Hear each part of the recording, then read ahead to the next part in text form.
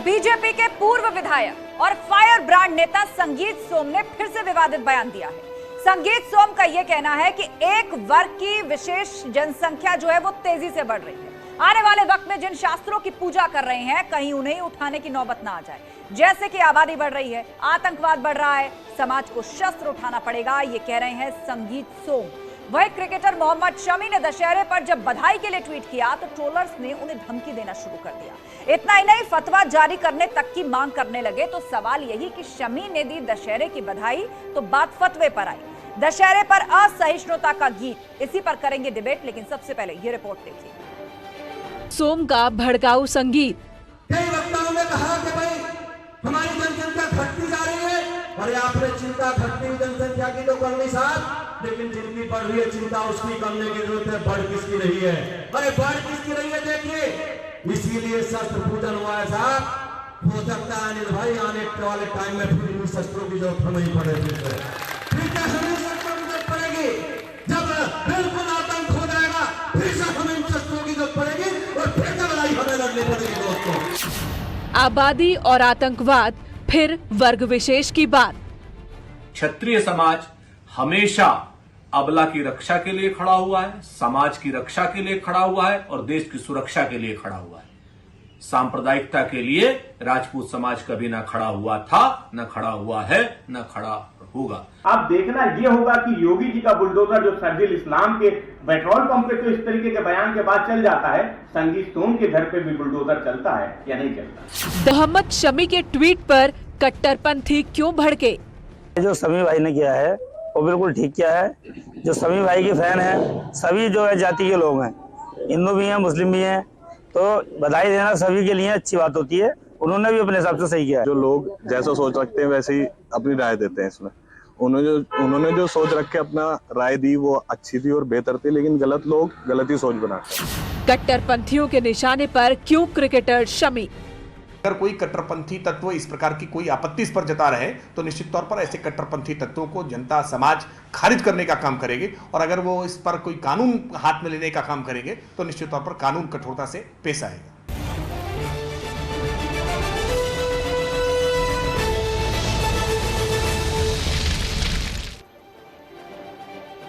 तो चलिए वहां बहस में चर्चा की शुरुआत करते हैं। पूरा गेस्ट पैनल हमारे साथ जुड़ चुका है। हमारे साथ पिंटू यादव हैं, समाजवादी पार्टी के नेता, राजनीतिक विश्लेषक शिवम त्यागी हमारे साथ जुड़ चुके हैं, एचएस रावत जी हिंदू धर्मगुरु हमारे साथ हैं, और साथ ही जवाद खान है सोशल एक्टिविस्ट, और थोड़ी देर में सूर्य मैथिल को भी हम जोड़ने की कोशिश करेंगे, राजनीतिक विश्लेषक। आप सभी मेहमानों का बहुत बहुत स्वागत है। विस्तार से इस चर्चा की शुरुआत करें, लेकिन सबसे पहले 30 सेकंड में आप लोग अपनी अपनी बात रखिए। तो सबसे पहले सवाल पिंटू यादव जी आपसे यही, 30 सेकंड के अंदर, दशहरे का दिन, संगीत सोम कह रहे हैं कि एक वर्ग की आबादी तेजी से बढ़ रही है, आतंकवाद तेजी से बढ़ रहा है, तो ऐसे में अब शस्त्र की जरूरत पड़ेगी। मोहम्मद शमी जो क्रिकेटर है दशहरे की बधाई देते हैं तो कट्टरपंथी कहते हैं फतवा जारी करो इनके खिलाफ। दशहरे के दिन ये असहिष्णुता क्यों? और ये दोनों ही तरफ की बात हो रही है। 30 सेकंड।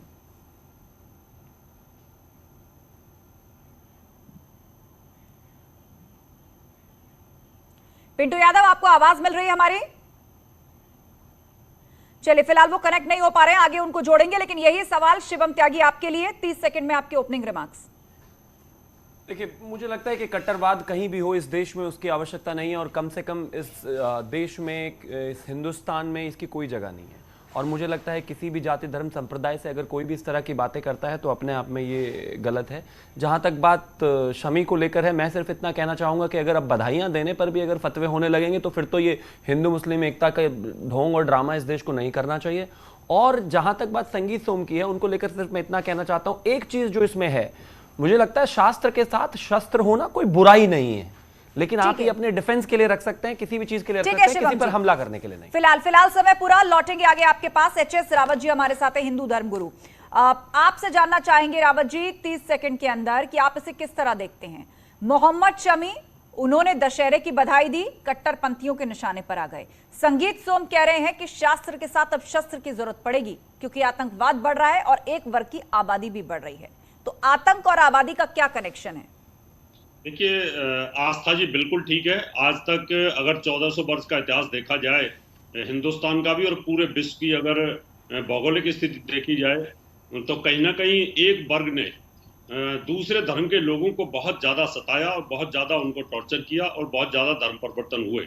इसलिए हमारे यहाँ पर जब ये इस्लाम नहीं था, सिर्फ सनातन धर्म था, उस समय भी शस्त्र और शास्त्र की आवश्यकता होती थी कुछ ऐसे लोगों को रोकने के लिए कि जो अन्याय करते थे। दुर्योधन जैसे लोग अन्याय ठीक है रावत जी, 30 सेकंड पूरे, लौटेंगे आपके पास। और हमारे साथ इस वक्त जवाद जी हैं, जवाद खान, सोशल एक्टिविस्ट। जवाद जी, आपसे ये सवाल, मोहम्मद शमी ने दिवाली की, माफ कीजिए, बधाई दी यहाँ पर दशहरे की, तो कट्टरपंथी टूट पड़े, कह रहे फतवा जारी करो, शरीयत के खिलाफ है ये।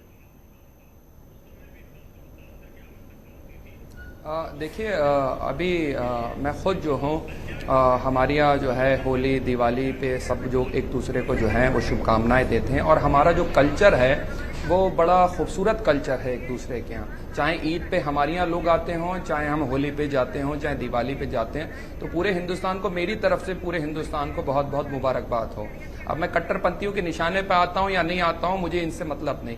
मैं बात करना चाहता हूँ जो संगीत सोम ने जो बात कही है, ठीक है जवाद, क्या मैं पूछना चाहता हूँ भाजपा से, ठीक है, फिलहाल समय पूरा लौटेंगे आपके पास जवाद जी, और रिक्वेस्ट भी है कि आपके आसपास शायद टीवी सेट या कुछ ऑन है जिसकी वॉल्यूम इको हो रही है, आप उसको बंद कर लीजिए। हम लौटेंगे आपके पास, और पिंटू यादव भी हमारे साथ जुड़े हुए हैं। पिंटू जी, आप तक आवाज पहुंच रही है? चलिए, वो कनेक्ट नहीं है, लेकिन सूर्य मैथिल जुड़ चुके हैं। सूर्य मैथिल जी, यही सवाल आपके लिए कि दशहरे का दिन और असहिष्णुता क्या दोनों तरफ है? संगीत सोम कह रहे हैं कि शास्त्रों के साथ शस्त्र की जरूरत है, क्योंकि एक वर्ग आबादी भी बढ़ा रहा है और आतंकवाद भी, और दूसरी तरफ मोहम्मद शमी अगर दशहरे की बधाई देते हैं तो कट्टरपंथी उसे शरिया के खिलाफ बताते हैं, फतवा जारी करने की मांग करते हैं।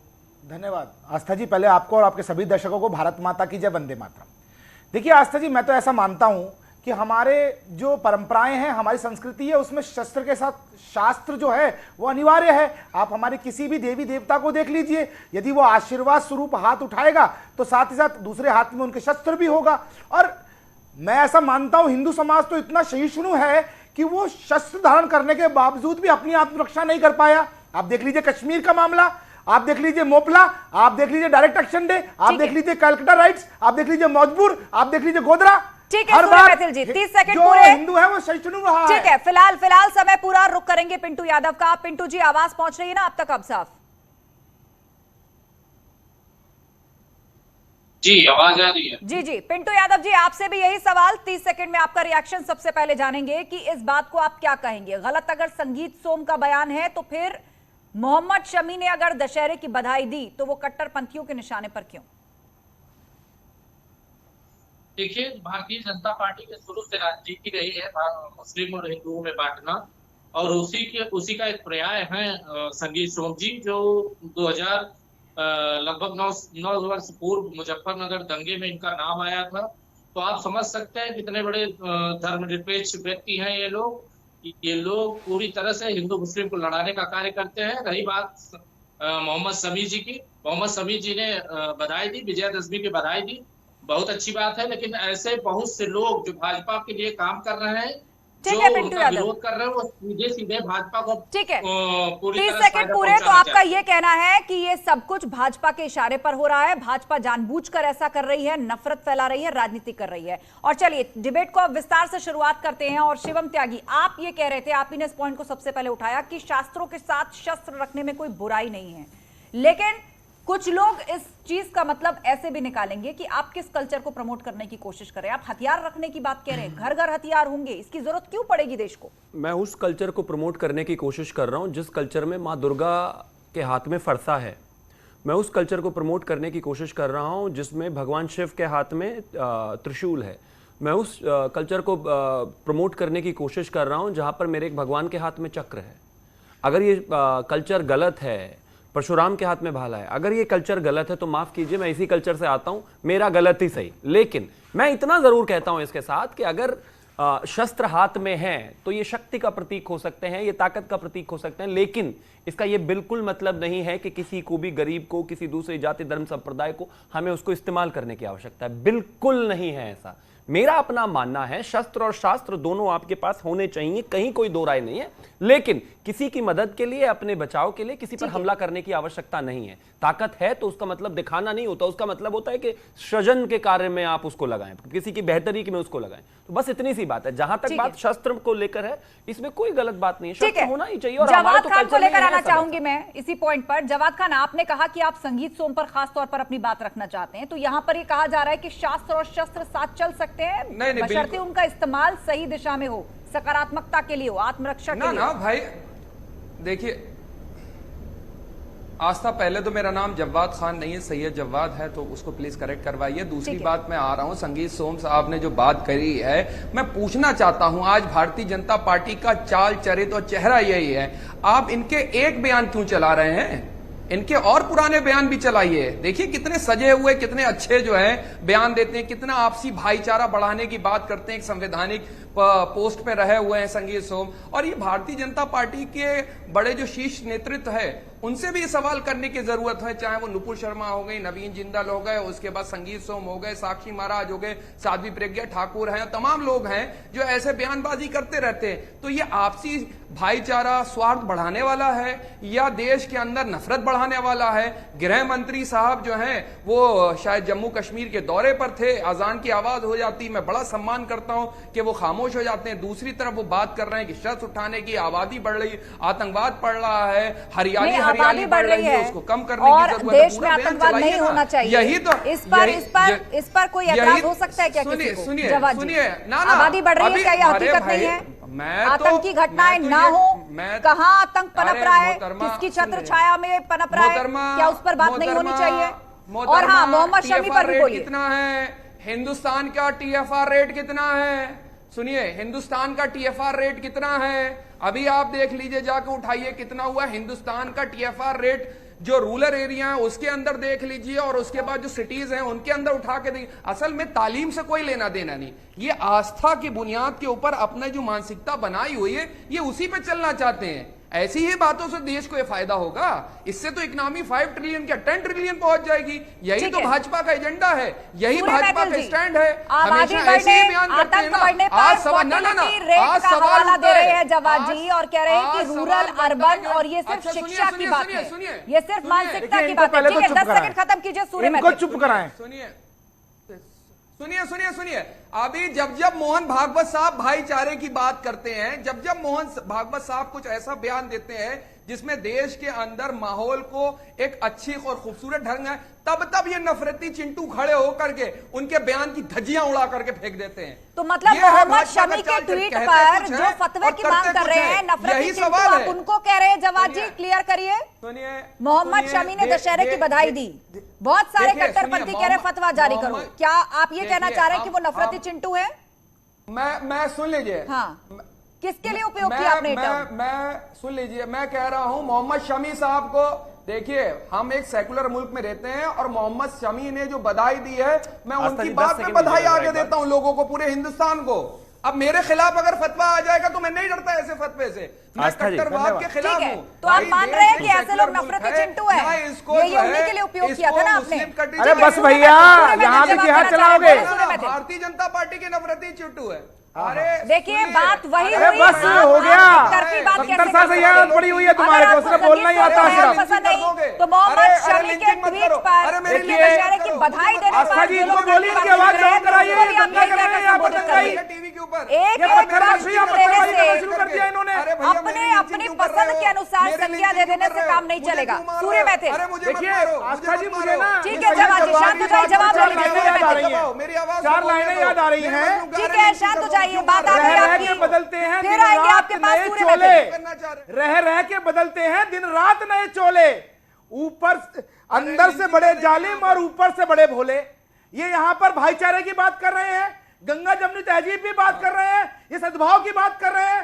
और मैं इनको याद दिला दूं कि अभी गरबा के अंदर पत्थर किसने मारे हैं, अभी गरबा में पत्थर किसने मारे हैं, अभी बाबा साहब देवराव। अरे भैया सुन लिया करो, अभी गणेश जवाद जी बात सुन लीजिए, आपने भी अपनी बात रखी है। पत्थरबाजी कौन करता है? हनुमान जयंती के ऊपर, रामनवमी के ऊपर, अरे बताए ना चलिए जाने दीजिए। अब क्या कर रहे हैं? सोम की बात कर रहे थे कि संदीप सोम के पूरे बयान दिखाओ। अरे भैया तुम हार गए, कहना चाहता हूं के अंदर जवाद जी ये तरीका ठीक नहीं है। आप जब बोल रहे थे तो सब लोग भी सुन रहे थे। नेशन देख रहा है, पूरा देश देखिए आस्था आप इनको चुप नहीं करा रही है। जवाद जी शांत हो जाइए, आप अपनी बात पूरी रख चुके हैं, शांत हो जाइए जवाद जी।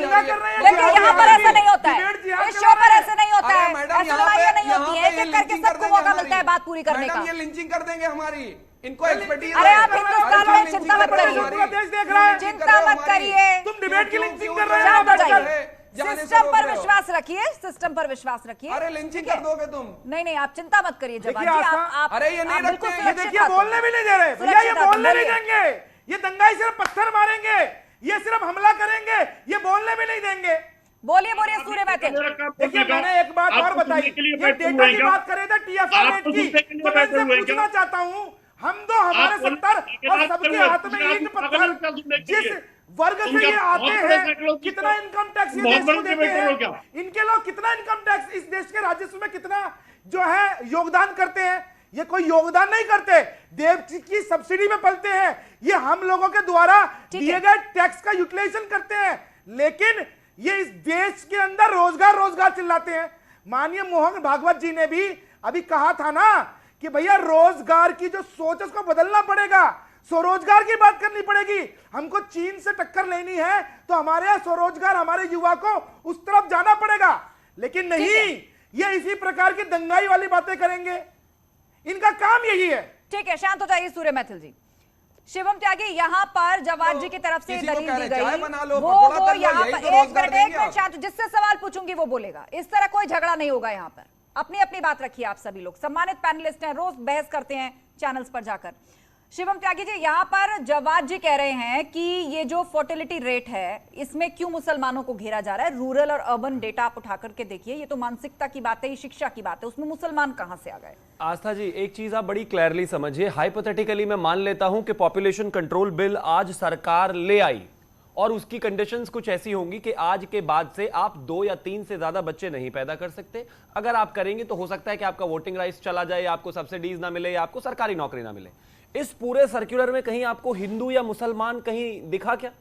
अब अगर इस पूरे सर्कुलर में हिंदू या मुसलमान शब्द का इस्तेमाल ही नहीं होगा तो दर्द जवाद को क्यों हो रहा है, शिवम को क्यों नहीं हो रहा? मैं तो खुश हूं, आना चाहिए, मेरे बच्चे हैं, वो उनको अच्छी शिक्षा मिले, अच्छा स्वास्थ्य मिले। मैं चाहता हूं जवाद के जब बच्चे हैं उनको भी अगर शिक्षा स्वास्थ्य मिले तो वो अच्छा मिले। अब आप सरकार वो तभी दे सकती है जब पॉपुलेशन कंट्रोल होगा। अब चोर की दाढ़ी में तिनका, जिनको डर जवाद जी मैं अलग से आपको समय दे दूंगी। देखिए आप दोनों की दलीलें, पक्ष विपक्ष दोनों की दलीलें बहुत ही क्लैरिटी से जनता के बीच जानी चाहिए। जवाद जी मैं अलग से समय दूंगी, कोई इंटरप्ट नहीं करेगा, लेकिन एक बार शिवम को पॉइंट क्लियर होने दीजिए। बोलिए शिवम जी। उतनी जल्दी बोलने की ऐसे नहीं होना चाहिए, उचित नहीं है डिबेट में इस तरह का व्यवहार। बोलिए शिवम जी। अब एक बड़ा इंटरेस्टिंग बात यहां पर यह है, जब मुझे परेशानी नहीं है तो जवाद को क्यों परेशानी है? इसका मतलब चोर की दाढ़ी में तिनका, इसका मतलब जेंडर, इसका मतलब पॉपुलेशन इनइक्वालिटी है। और पॉपुलेशन इनइक्वालिटी इस देश के लिए और दुनिया के लिए इतना बड़ा खतरा है, आप इसको सिर्फ इस तरीके से समझ लीजिए, जहां पर भी एक पर्टिकुलर धर्म की सबसे ज्यादा पॉपुलेशन हो जाती है वहां पर आप अपने पड़ोस में किसी को बचता छोड़ते ही नहीं है। जम्मू कश्मीर में यह मामला हो गया, कर्नाटका के एक गांव में हो गया, तमिलनाडु के एक गांव में हो गया, जहां पर भी मेजॉरिटी है। पाकिस्तान इनफैक्ट इसी बेसिस पे चला गया। तो यहां एक बहुत सिंपल सी बात है, इस देश की सरकार की, कोर्ट्स की जिम्मेदारी है कि इस देश में चाहे एक धर्म के 5 लोग रहते हो और चाहे दूसरे धर्म के 95 करोड़, उन 5 लोगों की जिंदगी की जिम्मेदारी, सिक्योरिटी की जिम्मेदारी भी सरकार की है। और वो सिर्फ एक ही तरीके से इंश्योर हो सकती है कि जो इनइक्वालिटी है जनसंख्या में वो नहीं बढ़नी चाहिए, पहले ही काफी है, तभी हम खुश रह सकते हैं। ठीक है, आप बताइए जवाद जी आपको क्या ऐतराज है? मोहन भागवत ने तो ये भी कहा था कि डेमोग्राफिक चेंजेस ना आ जाएं, इसलिए भी संतुलन जरूरी है और देश की तरक्की के लिए भी बढ़ती जनसंख्या को रोकना जरूरी है। और अगर उसको कानून के माध्यम से किया जाता है तो आपको क्या ऐतराज है? इसमें किसी जाति, धर्म, विशेष संप्रदाय का तो नाम ही नहीं है, ये तो पूरे देश पर लागू होगा। नहीं ना इसका कोई मतलब नहीं, ना मैं इसको जो है धर्म संप्रदाय के अंदर लेके जा रहा हूँ, ना जाति के अंदर लेकर के जा रहा हूँ। मैं अगेंस्ट में नहीं हूँ, लेकिन आप इस चीज की जड़ के अंदर समझिए। जैसे शिवम भाई वैसे तो बहुत अच्छा पढ़ करके आते हैं, लेकिन मुझे लगता है आज थोड़ा स्टडी करने में थोड़ी सी चूक हो गई। मैं जब बात कर रहा हूं, आप किसी भी जनसंख्या, चाहे मुसलमानों की जनसंख्या का डेटा उठाइएगा, चाहे आप जो है किसी सिख की जनसंख्या को उठाइएगा, चाहे आप क्रिश्चियन की उठाइएगा, चाहे हिंदूज की उठाइएगा। अब शायद आपको ना पता हो, 1872 के अंदर पहला, ब्रिटिश के दौर के अंदर पहला जो है सर्वे हुआ, और जब पाकिस्तान, बांग्लादेश, हिंदुस्तान, जेएनके से लेकर सारा अखंड भारत था, उस वक्त भी मुसलमान हिंदुस्तान के अंदर अल्पसंख्यक थे। मैडम, समझाने की कोशिश कर रहा हूं। जब हिंदुस्तान अलग हो गया, बांग्लादेश अलग हो गया, पाकिस्तान अलग हो गया, उसके बावजूद जिस वक्त शिक्षा की कमी रह गई, सच्चर कमेटी और कुंडू कमेटी की रिपोर्ट है, इसका डायरेक्ट परेशानी नहीं। अरे मैडम, फिर बीच में लिंचिंग हो गई, मैडम लिंचिंग होने लगी, मैडम लिंचिंग होने लगी, परेशानी नहीं। तुम्हारा जनसंख्या जिहाद बंद हो जाएगा। अभी आप पर कोई आरोप लग जाएगा, आप लिंचिंग चिल्लाएंगे तो आप पर भी कोई आरोप दूसरी तरफ से लग जाएगा। तुम्हारी स्ट्रेटजी है, उस पे क्वेश्चन मार्क लग जाएगा, इसलिए पेट में दर्द हो रहा है। सच बोलने वालों की लिंचिंग कर रहे हैं भैया, और सच बोलने वालों की लिंचिंग हो रही है। मैडम, आप तमाशा देख रहे हैं। सूर्य मैथिल जी, सूर्य मैथिल जी शांत हो जाइए, सूर्य मैथिल जी शांत हो जाइए। जवाब जी 10 सेकंड में अपनी बात पूरी कीजिए, फिर सूर्य मैथिल जवाब देंगे उसका। सूर्य मैथिल शांत होइए, आप शांत होइए। एक बार तसल्ली बख्श सुन लीजिए सैयद जवाद कौन सी बात कहना चाहते हैं, विस्तार से सुन लीजिए। सूर्य मैथिल शांत हो जाइए, अलग से मौका मिलेगा आपको। 10 सेकंड बात पूरी कीजिए जवाब जी। मैडम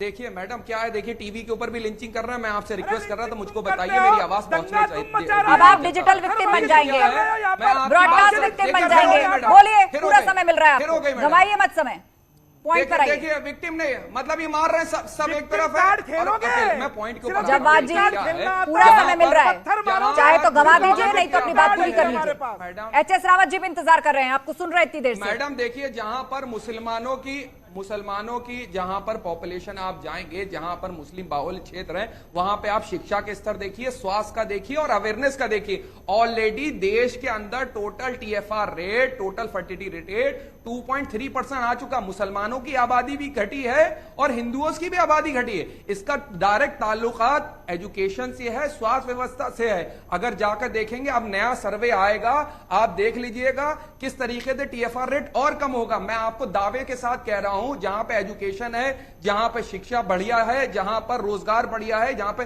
चाहे हिंदू हो चाहे मुसलमान हो, वहां टीएफआर रेट गिर गया है, वहां पर 1.9% पे आ गया और आइडियल होता 2% का।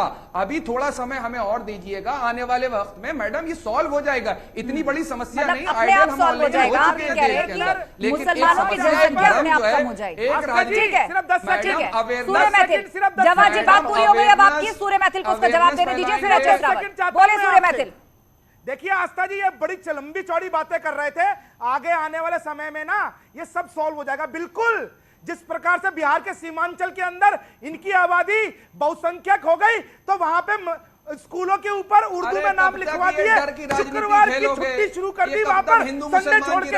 यही हाल इन्होंने झारखंड में किया, दुमका के अंदर। अरे भैया, ये इनकी आदत है। ये जो आपके बीच में कोई नहीं बोला, आप देखिए सूर्य मैथिल भी कह देंगे कि आप लिंचिंग पर उतारू हो गए। शांत हो जाइए जवाब जी, संविधान से चलाया जाएगा, आने वाली नस्लें माफ नहीं करेंगी। जवाब जी थोड़ी देर पहले आप लिंचिंग चिल्ला रहे थे, अब आप खुद क्या कर रहे हैं? शांत हो जाइए, बात सुन लीजिए। समान नागरिक सहायता होनी चाहिए, समान कानून होना चाहिए। ठीक है, ये यहाँ पे कूद रहे हैं ना, इनकी हवा इसीलिए खराब है क्योंकि 2047 में जो इस्लामिक राष्ट्र ये बनाना चाहते थे, जनसंख्या कानून आ जाएगा तो वो खत्म हो जाएगा और दीने हजाजी का बेबाक का बेड़ा अरे ले आओ, बातें कर रहे, ले आओ, जल्दी से ले आओ, हमें कोई आपत्ति नहीं, ले आओ, वो आके दहाने में गंगा के ले आओ। याद रखना, आपत्ति नहीं, लेकर के आओ, जल्दी से लेकर के आओ। तुम्हारा इस्लामिक राष्ट्र बनाने का सपना पूरा नहीं होगा। बात आ गई आपकी, बात आ गई। आप दोनों खामोश हो जाइए, दोनों शांत हो जाइए। एचएस रावत जी हमारे बीच में। एचएस रावत जी, आप पूरी चर्चा सुन रहे हैं और यहां पर कहा जा रहा है कि थोड़ा समय दीजिए, मुसलमानों की आबादी अपने आप कम हो जाएगी। ऑलरेडी कम हो चुकी है, कम हो जाएगी, किसी कानून की जरूरत अब नहीं रह गई है। और जो लोग कह रहे हैं कि खास समुदाय आबादी बढ़ा रहा है, उसके कारण आतंकवाद बढ़ रहा है, तो जानबूझकर यह राजनीति और नफरत फैलाने के लिए किया जा रहा है। आस्था जी, जब्बात जी बड़ी चतुराई के साथ अपनी बात रखते हैं यहाँ पर, बहुत चतुराई से, क्योंकि इनके साथ बहुत डिबेटें की हैं। अगर जब इनकी डिबेट होती है कि भाई आप पार्कों में आप नमाज अदा क्यों करते हो, तो बोलते हैं कि मस्जिद कम पड़ गई हैं।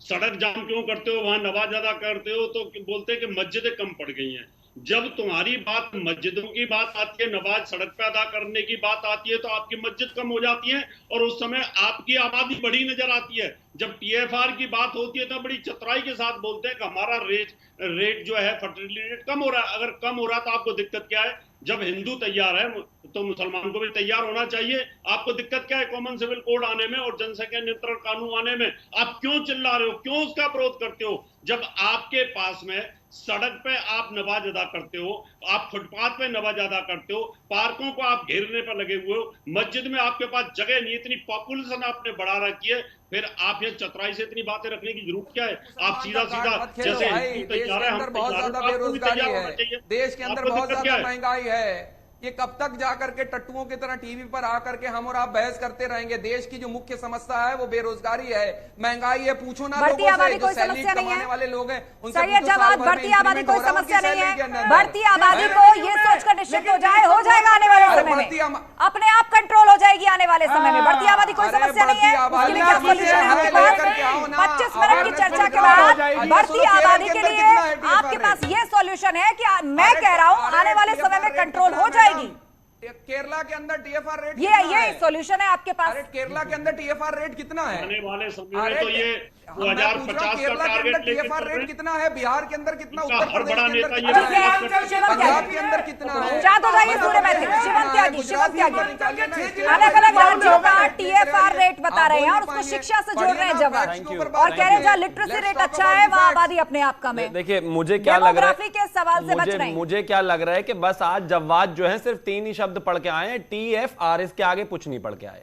अगर टीएफआर का ही बताने का इतना शौक है तो सुन लो, टोटलिटी में 2.1% है और 0.36% अभी भी आपका ही ज्यादा है, पहली बात। दूसरी बात यह है कि मैं तो मान रहा हूं आप फिर बीच में चिल्लाने लगे, मैं तो आपको मान रहा हूं कि भाई आपका टीएफआर भी ठीक हो जाएगा, कंट्रोल। ये क्या बीच में ये शाब्दिक उग्रवाद से कोई लाभ थोड़ी ना, इससे किसी को आवाज नहीं जाएगी। मैं तो अभी भी मान रहा हूं, मैं आपके लॉजिक से 100% सपोर्ट करता हूं। मैं मानता हूं आप सही कह रहे हैं कि हो जाएगा कंट्रोल, लेकिन अगर उस कंट्रोल को सरकार एक फ्रेमवर्क में लाना चाहती है और आप वाकई 1 या 2 बच्चा पैदा करते हैं और मुस्लिम्स की पॉपुलेशन इतना गिर रही है और ये मसला सिर्फ एजुकेशन का है, तो आने दीजिए ना कानून। दिक्कत क्यों है तुम्हें? कोई दिक्कत नहीं होनी चाहिए। और दूसरी बात यह भी है, इस धरती का जो टुकड़ा है जिसको पहले ही 2 बार बढ़ चुका है हिंदुस्तान, अब इसको स्ट्रेच करके खींचा नहीं जा सकता, ना ही नेचुरल रिसोर्सेज को बढ़ाया जा सकता है। जितने हैं उतने में ही काम चलाना पड़ेगा। जानवरों की तरह बिना प्लानिंग के किसी चीज को लेकर बढ़े जाएंगे तो एक दिन बर्बादी सामने है। आप यकीन मानिए हर सेकंड में इस देश में एक बच्चा पैदा हो रहा है, यानी कि जितनी देर आपको हो चुकी है, आप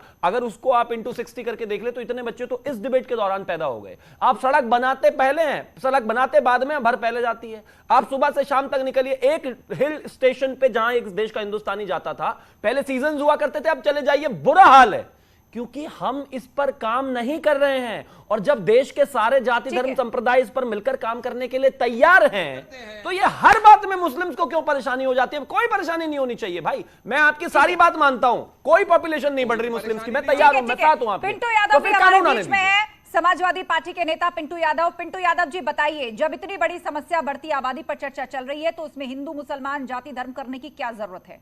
सबका साथ क्यों नहीं मिलता ऐसी जगहों पर?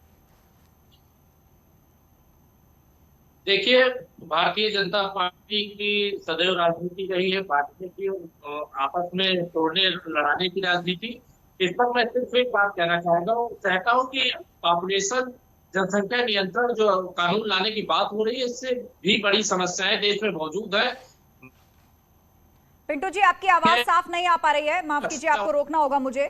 और चूंकि डिबेट अंतिम पड़ाव में है तो जाते जाते जवाद जी आप ही से 1 मिनट, जवाद जी ईपी मत हटाइए, आपसे सवाल आप, क्योंकि डिबेट क्लोज करनी है, कम से कम अब तो इस बात का जवाब दे दीजिए कि मोहम्मद शमी ने जो देशवासियों को दशहरे की बधाई दी, उसके बाद कट्टरपंथी उनके ऊपर टूट पड़े, उन पर फतवा जारी करने की मांग होने लगी। आप मान रहे हैं कि ये दोहरा मापदंड है? आप मान रहे हैं कि ये भी एक नफरत है और इसको कौन फैला रहा है? अगर संगीत सोम का बयान आपको नहीं पसंद तो उन कट्टरपंथियों को आप सपोर्ट कैसे कर सकते हैं? आपको पसंद, देश को पसंद आएगा ऐसा बयान? देखिए, कट्टरपंथी की मैं बात कर रखा हूं। रेडिकलाइजेशन, कट्टरपंथी देश के अंदर या विश्व के अंदर ठीक बात नहीं है, इसका कभी समर्थन नहीं करा जाता। और मैं मोहम्मद शमी के स्टैंड के साथ खड़ा होऊंगा, ना कि उन कट्टरपंथियों के साथ जो देश के अंदर जो है नफरती बात करते हैं। हमारी साझी विरासत रही है, हमारी गंगा जमनी तहजीब रही है। क्या कहोगे? आप हमारे यहाँ जो है ईद पर आइए, मैं आपको सिवैया खिलाऊंगा और चीजों भी करूंगा। मैं आपके यहाँ दिवाली पे जाऊंगा, होली पे जाऊंगा। ठीक है जवाद जी, आपकी बात आ गई। आपने कहा कि मोहम्मद शमी के स्टैंड के साथ आप खड़े हैं और जो कट्टरपंथी उनको निशाने पर ले रहे हैं वो किसी भी तरह से सही नहीं ठहरा जा सकते। 10 सेकंड सूर्य मैथिल, उसके बाद शिवम त्यागी। सूर्य मैथिल, यहाँ पर जितनी बातें कर रहे हैं मैं इनसे केवल इतना पूछना चाहता हूं, ये बार बार हिंदू मुस्लिम एकता की बात कर रहे हैं। आज जो हुआ, गरबा में पत्थरबाजी हुई, बीकानेर के अंदर चाकू मार दिया गया, ये क्या है? ये जिहाद क्या है? ये कह रहे शमी के संग खड़ा हूं, तो भैया वो लोग कौन है जो वहां पत्थर मार रहे हैं, वो चाकू मार रहे हैं? उनकी भर्त्सना करोगे, यहां बैठकर उनकी मजम्मत करोगे? इसका उत्तर दो। ठीक है सूर्य मैथिल, जो कानून को हाथ मिलेगा कानून के तहत उससे निपटा जाएगा। जो कानून को हाथ मिलेगा कानून के तहत उससे निपटा जाएगा, सिस्टम अपना काम करेगा। शिवम त्यागी जी, इनका काम है नफरत। देखिए, मुझे सिर्फ एक ही चीज कहनी है कि इन्होंने कहा कि ये मैं इसके साथ नहीं खड़ा हूं, शमी के साथ नहीं खड़ा हूं, लेकिन ये सब गलत है। इस देश में जितने भी टीवी पर मुस्लिम पैनलिस्ट आते हैं, मैं सबका सम्मान करते हुए कहना चाहता हूं, ये इतनी हाई मॉरल ग्राउंड हर बात पर लेते हैं, लेकिन रियलिटी इसके बिल्कुल उलट है। सलमान खान ले लो, शाहरुख खान ले लो, आप उनके जितने भी गणेश पूजन करते वक्त के फोटो हैं, उनके नीचे जाके बस एक बार कमेंट पढ़ लेना। 100 में से 99.99% जिस भी मुस्लिम ने वहां कमेंट किया होगा बस गाली ही लिखी होगी।